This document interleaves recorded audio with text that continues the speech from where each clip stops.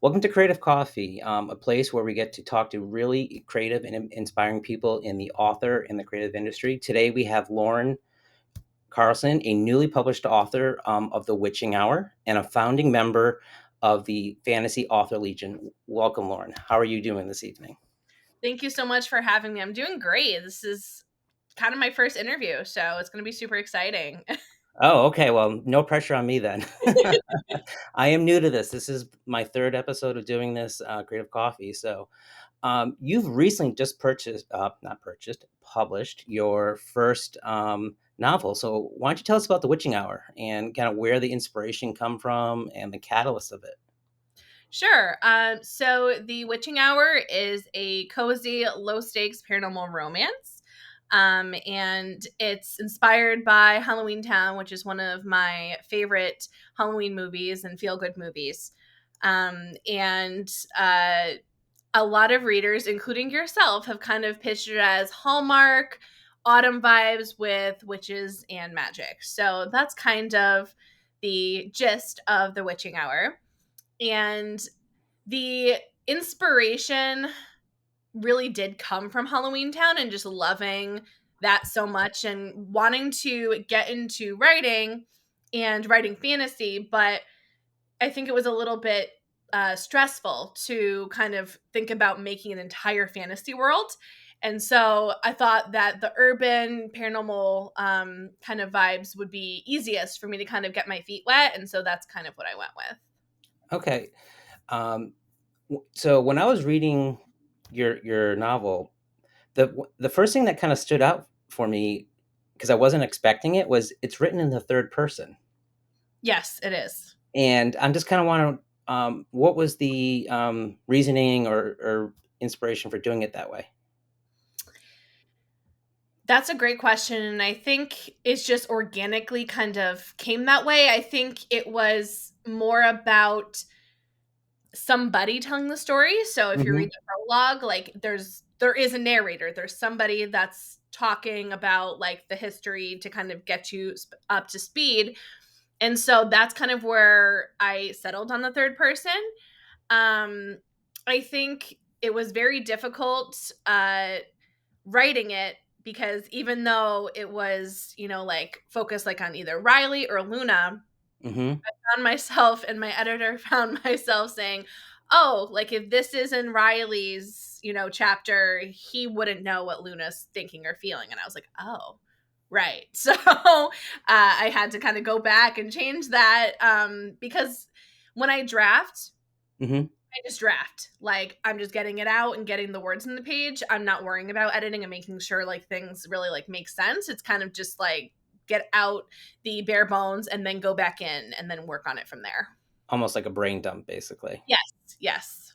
Yeah, I've been trying to do that here and there, but at the same time, I catch myself going reworking stuff all the time, and Mhm. it's sometimes you just need to get the brain dump out so you can get your thought out and just kind of work through it, and then worry about it afterwards. So. Exactly. Um, So the other thing that we mentioned when we introduced you was the Fantasy Author Legion. I'm a member too. Thank you for inviting me to this amazing Absolutely. group. But why don't you tell our listeners and our watchers a little bit about the Fantasy Author Legion? Sure. So the Fantasy Author Legion was founded by myself and J.E. Harder, who is another fantasy author. I interviewed her probably about maybe a year and a couple months ago, and we found out that we lived close to each other. And I was like, "Oh, like, do you ever do signings?" And she's like, "No, like, it's difficult in this area because it's very saturated with, like the big five publishers and that sort of thing. And being an indie author, it's a little bit more difficult to kind of get your foot in the door at those places." Hmm. So it kind of started with just she and and I was a reader at that point. I was just an influencer, interviewer, just kind of really trying to get to learn about what being an indie author is. And then as we kept going, I would, read the acknowledgments or the about the author from people's books, and I would notice that, oh, like they are from this area as well. Or I would order something from Etsy, and it would be shipped from, a local area, and I'd be like, oh, like I have this group that's kind of a group of local indie fantasy authors. Like, do you want to join? And so that's kind of where it started. I mean, we didn't even have the name the Fantasy Author Legion in the beginning. Somebody actually suggested it, and I was like, I love the Legion. Like the Legion, it sounds super cool and like super fantasy, It felt very superhero heroic for me, like, Yeah. It's you like the know, Fantastic Four or, Fantastic Four. Guardians of the I mean, Galaxy. I went kinda like the Legion of Doom from back in the day from the Okay, I '80s, but respect it. but I've always liked villains in a lot of ways because 'cause they're always more interesting, so That's very true. Um, but yeah, so that's kind of where it started, and now we have like over 30 active members, and we're doing signings like at least once a month somewhere, which honestly I didn't even think that that's kind of where we were going to go. So that's really great that we've gotten that much engagement, and the support I think is really the huge thing. There's no fee to be part of the Fantasy Author Legion. We all know being self-published author is very expensive, and the return is not as much as it would be with a traditionally published author. Some indie authors have great success, but it mhm, usually takes a little while to get there, or some book talk sensation. So we just want to make it accessible, yeah. to indie fantasy authors. You've actually hit on some really interesting points there. Um, some of the challenges that people face, when you go down this road. Hmm. Um, I'm new as well, and I thought I thought writing a book was hard.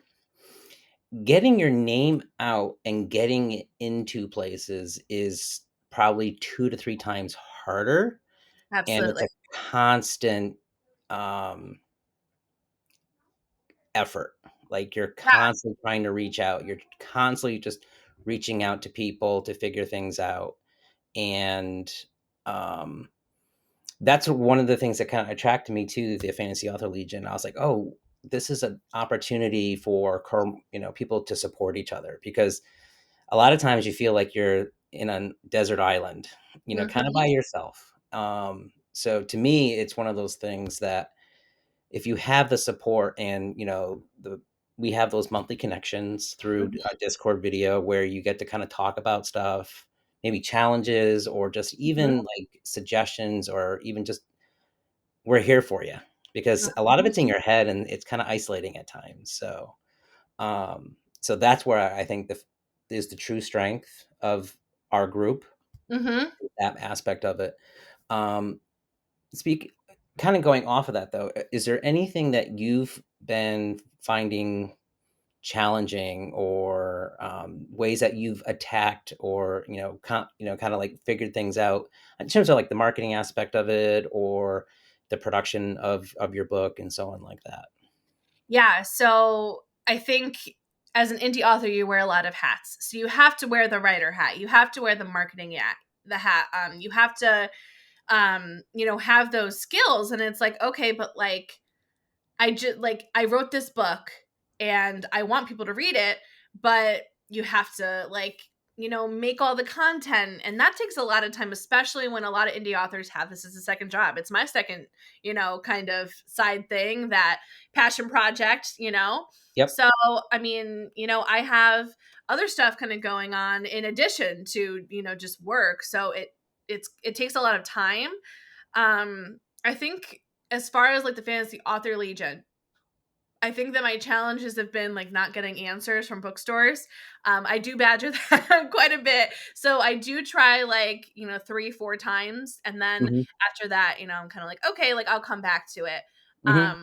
But I mean, I think that we've been invited back a couple times to a couple different places. And it's like, okay, like we have a relationship with them now and like they want us there. So it's definitely much easier once you kind of have that relationship. Um, and information gathering, I think, as well, and just having all the information about like would have had no idea how to format a book, I wouldn't have had an editor recommendation. I wouldn't know what a beta reader was. Like, all those things are things that I learned from the Legion. And I think, I felt really comfortable going into the publishing process and journey because I had spent a year learning about that. So I Mhm. started my book talk in October 2023, probably started interviewing maybe early 2024. And then I didn't even think about writing a book probably until August of last year. So Okay. I had those like 8 months I have interviewed over 50 authors. Um, and I learned so much from every one of them. And I think that that's really what made me feel like, hey, like maybe I actually can do this. And I think so, like, you had that experience, I did not, so I was literally scouring the internet, Hmm. watching tons of various YouTubers, bloggers, all that type Hmm. of stuff, trying to figure out, like, okay, well, how do you copyright? How do you do this? Like, how do you get your book on Amazon, or Yep. KDP as they call it, and how do you format a book? So, like, by trade, I'm a graphic artist, Hmm. and a UX designer. So I'm like, well, I can lay a book out, but I've never done a long format design. It's always been like, okay, I can do like, a 10-page catalog or posters Hmm. or whatever, but I'm like, oh, this is a different beast. So we're getting into like the area where I get a little jazzed up about it because I'm a software type of guy. Um, what type of tools do you use when you're writing, editing, maybe even developing the book design itself? Because there's a slew of them out there, and I've heard people that they do everything in Word Hmm. to where they're using Atticus for everything. I'm a little bit split between different programs, but I kind of like it that way. But So it's upstairs, and I just realized that as you asked that. So I draft on a word processor. So it's called the Free Write, okay. and it's basically like a little laptop looking thing, and it only shows you a few lines. And so it's specifically meant for drafting. You're not meant to go back and edit with it, and I have ADHD, so that was one of the things that kind of got in my way, is that I would stop, go back and read it and see if it sounded good. There's a time and place for editing, but it's not during the drafting process for me because I would never get anything done. So I use a word processor for my initial draft. Hmm. Um, I drafted like 75% of the witching hour on it. And the only reason I didn't draft the first 25 is because I was waiting for it to get delivered. um, so I have that. Um, and then for editing, I do use Google Docs. I just find it easier, especially like with the editor I worked with for this book. She just like did track changes, and then I could accept or decline. So that was easy. It was easy for my beta readers to put comments on, specific parts. So that's what I kind of used for the editing piece. Um, and I really wanted Vellum, like because I'm a Mac girly. But ended up going with Atticus because of the price point and Hmm. what you got for it. Um, I have been happy with Atticus. Pretty much. There was one thing that kind of like the table of contents was just like, I don't know why it wasn't working for me, and eventually I was like, I don't care. I'm just, if people don't want to read it because the table of contents isn't matching the rest of the book, I don't care. So I kind of gave that up. But other than that, it was super easy to use. So that's kind of like my formatting Hmm. um, piece. And Okay. I designed all of my chapter headers in Canva. And so I made those. Um, yeah, I think that's it. I think I felt I answered all of those different questions. There's a lot of There is a lot. There's a lot of tools. So I was an Adobe guy. I've Mhm. abandoned Adobe completely. They've rubbed me the wrong way too many times recently with their Mhm. practices and everything else. So for me, I use Scrivener for Mhm. my editing, writing, because you can just it has everything from like storyboards to cork boards. You can do so much with it. It's almost too powerful at times, but I just treat it as a raw editor more than anything. Mhm. But from there, I've actually attended a online conference where Vellum and Scrivener co-hosted it, and they have integration now between the two applications. Oh, that's cool. So you just say export for Vellum, and it creates a special version of a Word document, which I still find amazing how this industry is still very Word focused. You Mhm, figure, why not just like an EPUB file or something that mhm, universal, but it's not.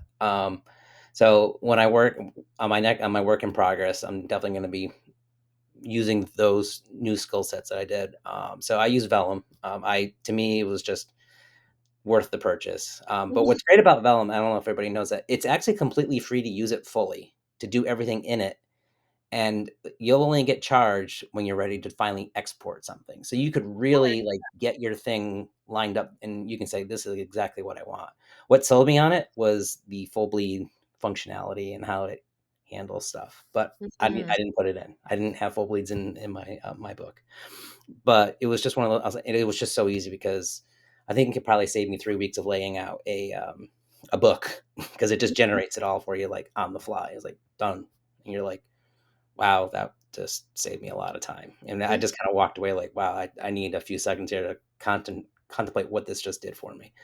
And then for my cover stuff, I use the Infinity Suite, Infinity Photo Designer, and Studio Publisher. Basically, it's the Adobe Creative Suite, but Infinity and Canva are together. They're the same company now, Oh. and it's like $150 for all three applications. Oh, So that's it's a good. very affordable Photoshop, Illustrator, InDesign, and it does everything that those do. It's just different. So every once in a while, I'm like, sometimes I wish this worked like Adobe because I'm so used to Adobe, Mhm. but it's just different. So software processing techniques. That's awesome insight on everything that you just gave there. And we talked about some of the challenges, but I want us to also talk about like future things, future opportunities, things that are coming up. And I know you have a lot going on. We've been talking, through Discord and all that. So, Mhm. um, tell us about some of the stuff coming up for you and the Fantasy Author Legion of what's coming up. So we have signings through the summer. We have some local signings. My next one is going to be at Bougie Bookstore in Norwood, Massachusetts, for their Indie Bookstore Day celebration. Hmm. So that's my next one. And then the one after that is going to be at Hawk Ridge Winery in Watertown, which you will be joining us at. I'm very So excited for this. that'll be super awesome. It's always a great time. And then as far as like writing, I had some come up to me. So I had my first signing this past weekend, and I Yes, had congratulations again, by the way. thank you come up to me, and she got to my because I was the last one at the table, and she was like, "This is the book that like I came for," and I was like, "What?" And I almost fell out of my chair.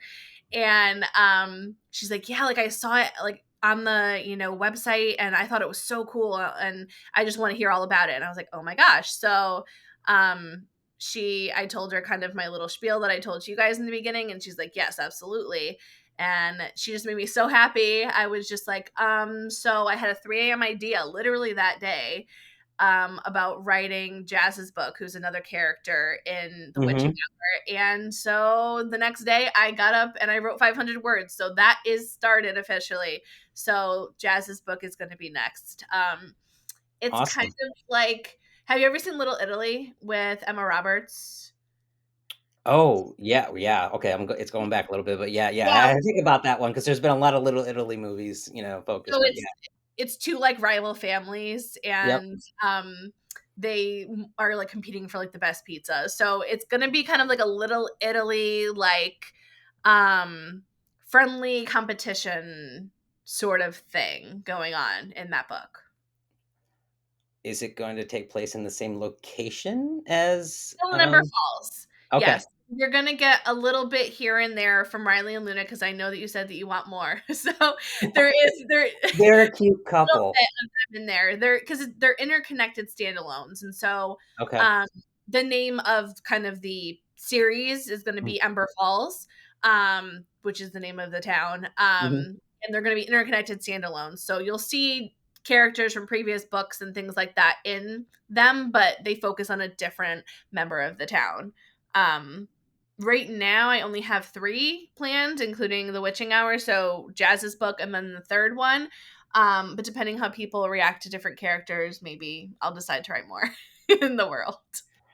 And honestly, that's the fun part. You Yeah, mentioned about like when people talk to you about something, and when they say, "Oh, I," when they you see them get excited about something that you were excited about, yeah, and honestly, that's where it's worth because the absolutely. whole process of doing it and the cost of doing it, because a lot of it is like you don't do this to make money.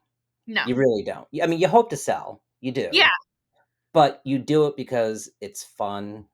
It's a way of expressing, your creative side, and just Mhm. exploring things to help. And when somebody latches on to something like that, somebody reached out to me 2 days ago. It's a person that works in my company, didn't know they even bought the book. Somebody told them about it, and she messaged me on the side saying, "I just read through your book and I need to talk to you. I have so many questions and all that." And I was like, "Okay." And we ended up spending 30 minutes just quickly talking, and the excitement that she got, and I was Yeah. like, "Wow." I'm like, "Okay." And she's like, "And if you write a sequel, you really have to have more of this person in Yeah. there." And I was like, well, I'm working on something. I wasn't thinking that, but I've been hearing a lot of people saying they want this one character in the sequel, and I was like, okay, I might have to bend a little bit, Mhm. because to me it was a 3 book trilogy, and the third Yeah. book, that character was going to be a main focus. But I think I kind of feel like I need to bring him in a little bit earlier now, so kind of Mhm. have to like do a lot of scrapping and rewriting because I was like halfway through.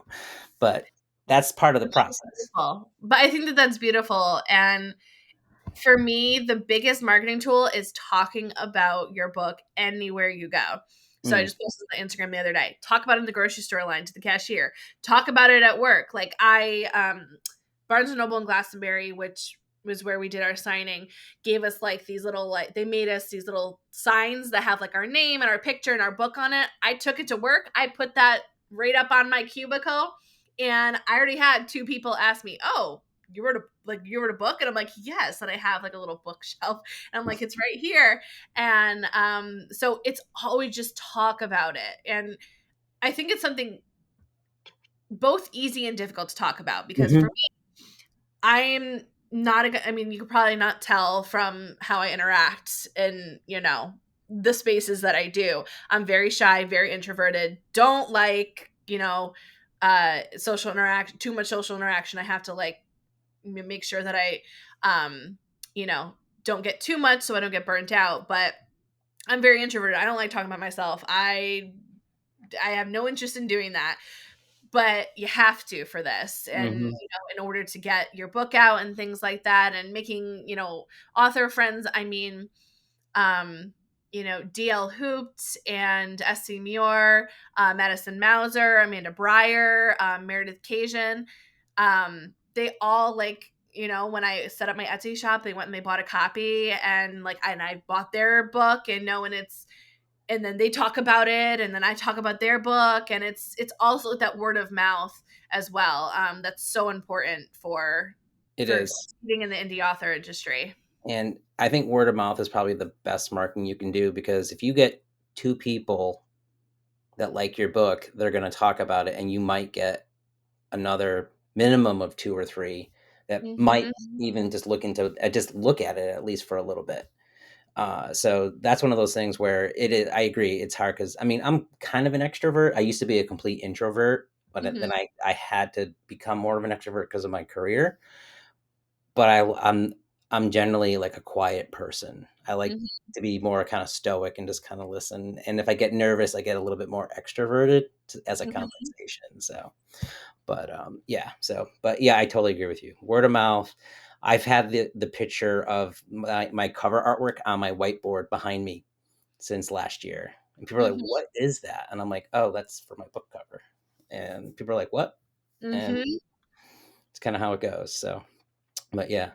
Well, again, thank you so much for taking this time to talk with myself and explaining your story of kind of the witching hour and what you're doing and how you're really supporting the indie author and the creative people in this space. I think it's fantastic, and I look forward to the stories coming from you in the future. So this is exciting stuff. Awesome. Um, is there anything else that you like to kind of like let us know what's happening, or I'm trying to think.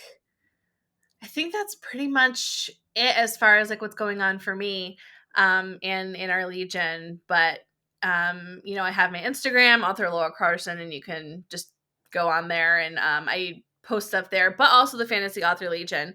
I'm always posting attending author announcements and all that stuff. So you can yeah? always go in there too.